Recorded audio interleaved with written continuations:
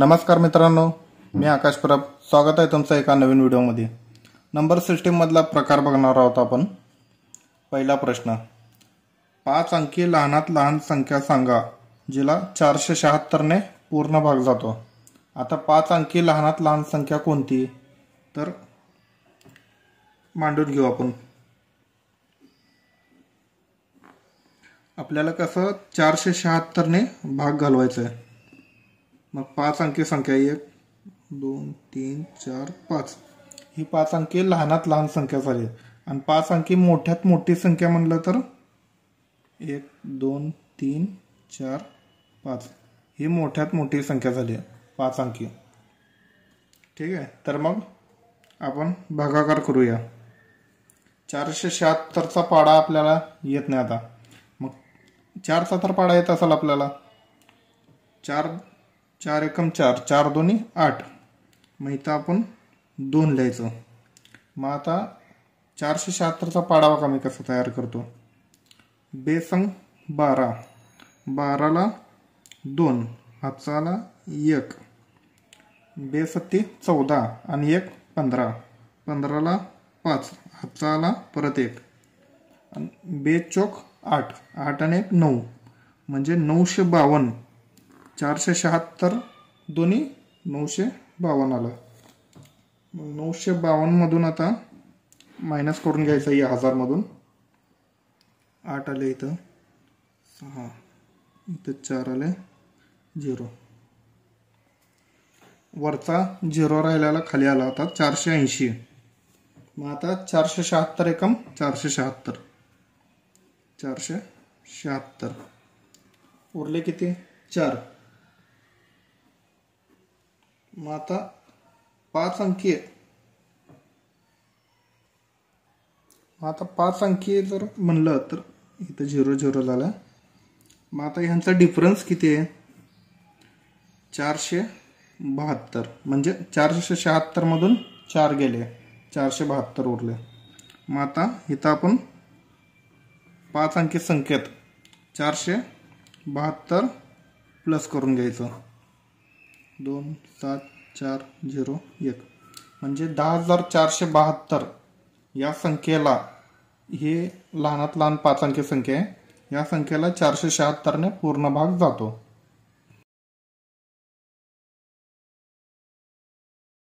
चला तर मग दुसरा प्रश्न बघूया. दुसरा प्रश्न आहे 5 अंकी मोठ्यात मोठी संख्या सांगा जिला 91 ने पूर्ण भाग जातो. आता सेम प्रोसेस आहे, वरची खाली करून टाकायचे. याचं उत्तर तुम्ही मला कमेंटमध्ये सांगायचं आहे.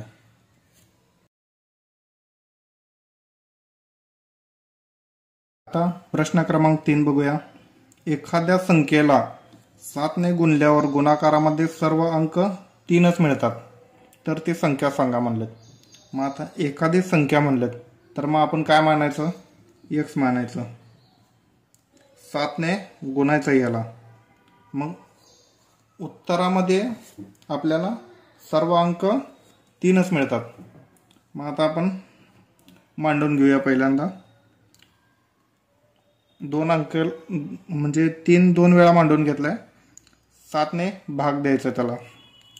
मग आता 7 एकम 7, 7 चौक 28, 7 चौक 28, 29 30 31 32 33 उरले 5.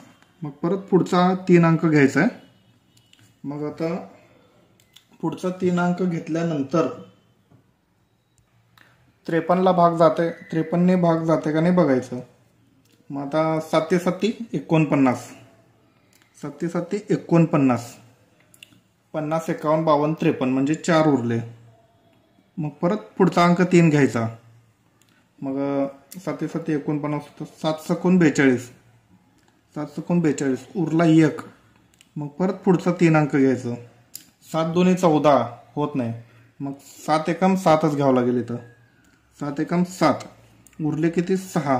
मग परत पुढचा 3 अंक घ्यायचं.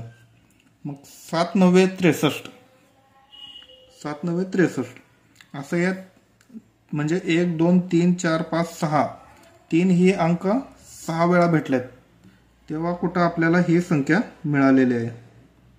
म्हणजे एक्स ची किंमत काय असणार आहे इथं 47,619. म्हणजे ह्या संख्येला 7 ने जर भागलं तर ही संख्या मिळणार आपल्याला 3,33,333 ही संख्या मिळणार. चला तर मग चौथा प्रश्न बघूया. एखाद्या संख्येमध्ये 7 जोडून त्या संख्येला 5 ने गुणल्यावर उत्तराला 9 ने भाग देणे अशा प्रकारे प्राप्त झालेल्या भागाकारामधून 3 वजा केल्यावर बाकी 12 मिळते तर ती संख्या सांगा. आता जसा प्रश्न सांगितलेला आहे तसं आपण मांडणी करत जाऊया. आता एखाद्या संख्येमध्ये म्हणलंय, एखाद्या संख्येमध्ये 7 जोडून म्हणजे एखादी संख्या आपल्याला काय मांडायची, आपल्याला x प्लस 7 जोडलेला आहे. तर त्या संख्येला 5 ने गुणल्यावर, मग आता ह्या संख्येला काय करायचं, आपण 5 ने गुणायचं आहे. गुणलं आणि उत्तराला 9 ने भाग देणे. आता हे जे आलेलं आहे त्याला आपण 9 ने भाग द्यायचा आहे. मग अशा प्रकारे प्राप्त झालेल्या भागाकारामधून 3 वजा केल्यावर, 3 वजा केल्यावर म्हणजे काय, याच्यामधून 3 वजा करायचं, मग बाकी 12 मिळते इज इक्वल टू 12 मिळाल तर ती संख्या सांगा असं म्हणलेलं आहे. मग आता मांडणी करून घेतलेली आपण सोडवायला चालू करू. मग आता पहिला काय करायचं, ही 3 ला बरोबरच्या तिकडा ढकलायचं. मग काय झालं, 5 x प्लस 7 छेद 9 बरोबर 15. 3 तिकडा जाऊन प्लस होणार 12 मध्ये, मग त्यामुळे 15 झालं ते. आता 5 एकम 5, 5 त्रिकम 15, 9 तिकडा जाऊन गुणाकार होणार, ह्याचा भागाकार होणार आणि एक खालच्या संख्येचा बरोबरच्या तिकडे गेल्यानंतर गुणाकार होणार. मग 9 त्रिकम 27. मग आता इथं काय राहिलं, x plus 7 is equal to 27. मग आता हे 7 बरोबरच्या तिकडे गेल्यावर वजा 7 होणार, म्हणजे x इज इक्वल टू 27 वजा 7 म्हणजे राहिलं किती इथं 20. मग x ची किंमत आली किती आपल्याला इथं 20. तर ती संख्या आहे 20. चला तर मग पुढचा प्रश्न बघूया. 5वा प्रश्न. 2 संख्यांची वजाबाकी 1365 आहे. मोठ्या संख्येला छोट्या संख्येने भाग दिल्यावर भागाकार 6 आणि बाकी 15 मिळते तर छोटी संख्या सांगा म्हणलेत आपल्याला. कोणती संख्या विचारलेत आपल्याला, छोटी संख्या. तर मग मांडणी करून घेऊया पहिल्यांदा. मग आता आपण पहिल्यांदा या संख्येची फोड करून घेऊया. मग आता समजा इथं पहिली संख्या आहे आणि इथं दुसरी संख्या आहे. मग पहिली संख्या काय येणार, x येणार आणि दुसरी संख्या काय येणार, x वजा 1365 ही आपली दुसरी संख्या आली. मग आता आपण काय करायचं, मांडणी करून घ्यायची.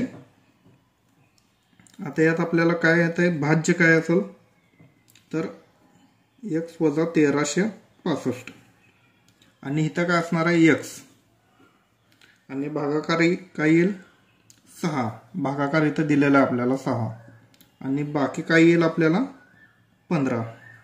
तर मग मांडणी करून घेऊया आपण सगळ्यांची.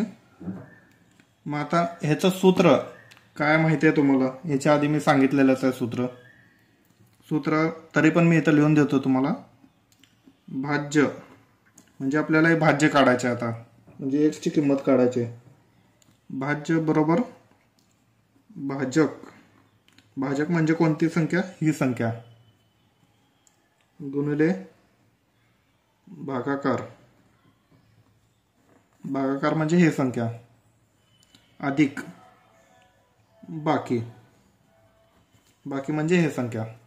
तर मग सूत्रात मांडून घेऊया आपण. भाज्य म्हणजे काय x, भाजक म्हणजे काय x वजा 1365 गुणिले 6 प्लस 15. मग आता सोडवूयात आपण. 6 ने पहिला या दोघांना गुणायचं आहे.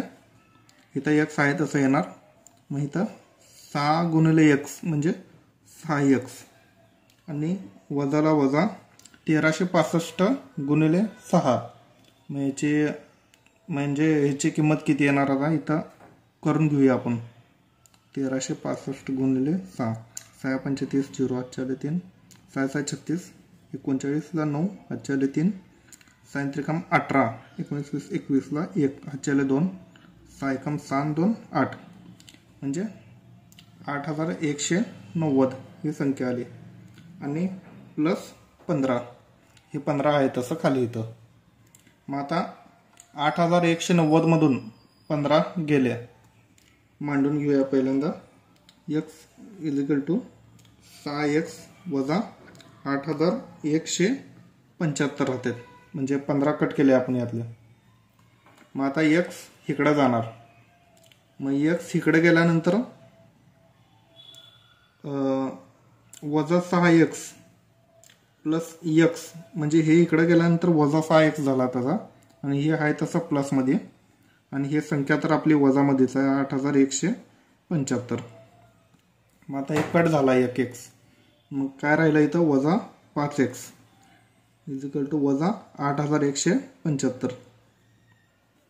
मग वजा वजा कट झालं ते पहिल्यांदा. मग आता 5 एकम 5, 5 एकम 5 उरले किती 3, 5 सक्क 30 उरले किती 1, 5 त्रिकम 15 उरले 2, 5 5 25, म्हणजे x ची किंमत किती आली आपल्याला इथं आता 1635. 1635 ही आपली x ची किंमत झालेली आहे. मग आता त्यांनी विचारलेले कोणते, छोटी संख्या, म्हणजे ही आपली मोठी संख्या आहे आणि ही छोटी संख्या आहे. मग आता 1635 मधून आपल्याला 1365 हे वजा करायचे आहे. 1365 हे वजा केल्यानंतर इथं 0 आलं.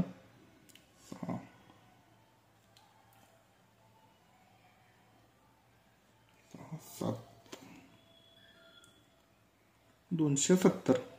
मग हे 270 आपल्याला लहान संख्या मिळाली, म्हणजे कोणती, ही संख्या लहान.